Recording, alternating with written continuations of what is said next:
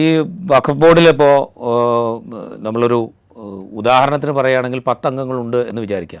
അതിൽ 2 പേർ ex officio അംഗങ്ങളായിരിക്കും. Ex officio അംഗങ്ങൾ എന്ന് പറഞ്ഞു കഴിഞ്ഞാൽ ഇപ്പോൾ സംസ്ഥാനത്ത് ന്യൂനപക്ഷ മന്ത്രാലയത്തിൻ്റെ കീഴിലാണ് വഖഫ് ബോർഡ് ഉള്ളത് എന്ന് കരുതുക. ന്യൂനപക്ഷ വകുപ്പിൻ്റെ സെക്രട്ടറി ഒരുപക്ഷെ എക്സ് ഒഫീഷ്യോ അംഗമായി വഖഫ് ബോർഡിൽ ഉണ്ടാകാം. അപ്പോൾ ഈ എക്സ് ഒഫീഷ്യോ അംഗം ഒരുപക്ഷെ മുസ്ലിം ഇതരരാകാം, അതിനൊരു സാധ്യതയുണ്ട്. അപ്പോൾ ഈ ഭേദഗതിയിലൂടെ BJP അംഗങ്ങൾ അല്ലെങ്കിൽ NDA അംഗങ്ങൾ നിർദ്ദേശിക്കുന്നത് അങ്ങനെ എക്സ് ഒഫീഷ്യോ അംഗം മുസ്ലിം ഇതരരായി എന്നത് മാത്രം പോരാ, അല്ലാതെയുള്ള അംഗങ്ങളിൽ തന്നെ കുറഞ്ഞത് 2 പേർ മുസ്ലിം ഇതരരായിരിക്കണം എന്നത് ഉറപ്പാക്കാൻ ഈ ഭേദഗതി ബില്ലിൽ വ്യവസ്ഥ ചെയ്യണം എന്നാണ്. കുറഞ്ഞത് 2 പേർ എന്നേ പറഞ്ഞിട്ടുള്ളൂ, അത് കൂടാം, അതിൽ പ്രയാസമില്ല.